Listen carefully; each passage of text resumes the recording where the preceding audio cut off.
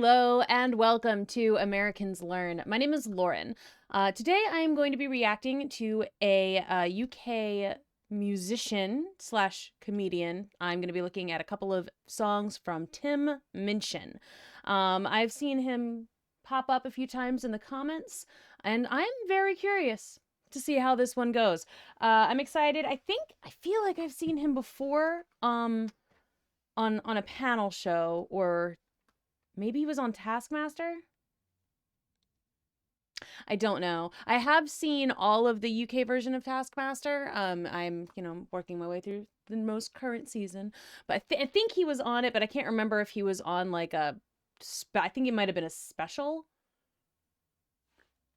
I think it was a special.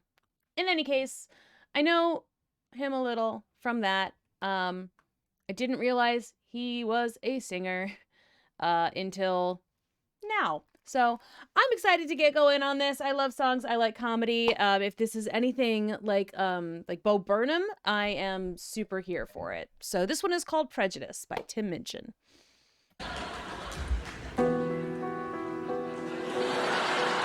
Okay.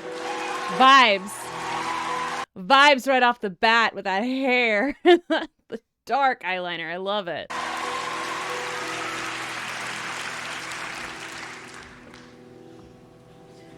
This is a song about prejudice. Yeah, it doesn't get any better. And the language of prejudice. Oh, okay. All right, so it's about prejudice and the language of prejudice. So it's gonna get uncomfortable, but it's meant to. The power of the language of prejudice.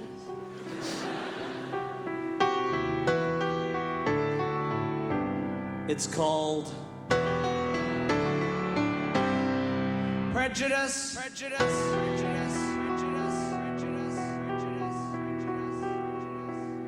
In our modern free-spoken society, there is a word that we still hold taboo.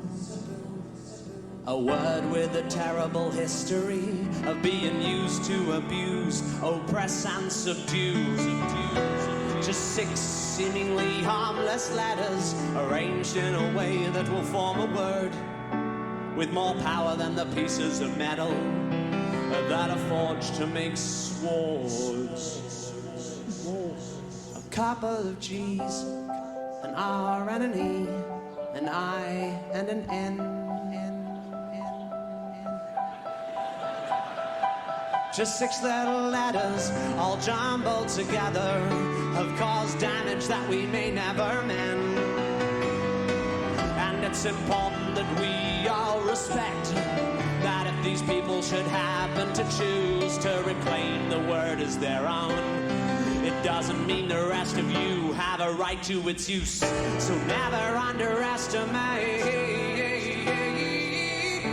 the power that language imparts.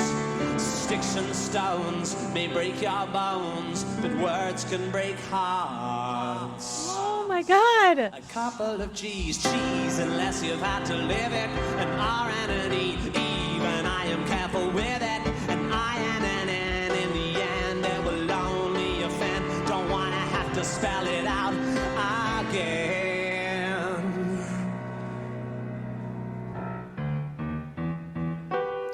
Okay. Tonal shift here a little bit. Yeah.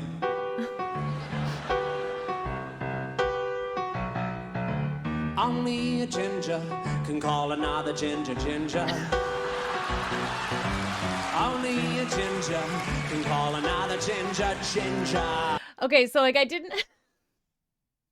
wasn't sure what to expect because I know where he's leading us. But I was like, what other word? So, oh my God. So listen to me if you care for your health. You won't call me ginger unless you're ginger yourself. Yeah, only a ginger can call another ginger. Like, when you are a ginger, life is pretty hard. Years of ritual bullying in the schoolyard. The kids calling you Ranger and Fanny Pants. No invitation to the high school dance, but you get up and learn to hold your head up. You try to keep your cool and not get head up, but until the filling of ill is truly let up, then the word is ours and ours alone. Don't you know that only a ginger can call another ginger ginger? If only a ginger can call another ginger ginger. So if you call us ginge, we just might come unhinged. If you don't have a fringe with at least a tinge of the ginge in it, only a ginger can call another ginger ginger. Now listen to me, we're not looking for sympathy just because we're sensitive to UV, just because we're pathetically pale. We do alright with the females. Yeah, I like to ask the ladies round for ginger beer, and soon they're running their fingers through my ginger beard and dunking my ginger nuts into their ginger tea, yeah. And asking, can they call me ginger? And I say, I don't think that's appropriate, because only a ginger can call another ginger ginger. Yeah. And all the ladies, they agree it's a fact. Once you're gone ginger, you can't go back. Only a ginger can call another ginger ginger. Yeah, go ginge, go you funky motherfucking ginger.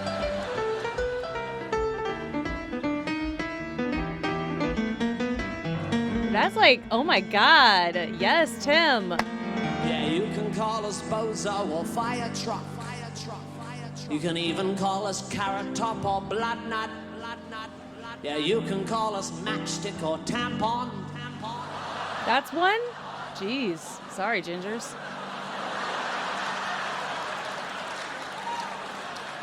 But fucking with the G word is just not on. If you're a gingerphobe and you don't like us, we will stand up to the fight if you want to fight us.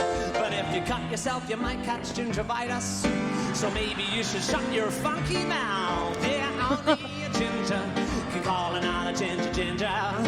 Yeah, only a ginger can call another ginger ginger. If you call us ginge, you can't whinge if you're injured. If you don't have a tinge of the ginge in your minge, only a ginger can call another ginger ginger. Yeah, and you know my kids will always be clothed and fed, 'cause Papa's gonna be bringing home the gingerbread. And they'll be pretty smart because they'll be well read. And by red, I mean red and the other kind of red. It's a homophone. Only a ginger can call another ginger. I like that he's like also giving out English lessons too. It's a homophone. Ginger, red and red. That's good. Good job, Tim. I like that he went from like super like serious, because he was actually talking about something serious, and then he twists it a little bit, but it also is meant to make you think. Ginger, ginger. And the sick piano. Ginger can call another ginger ginger.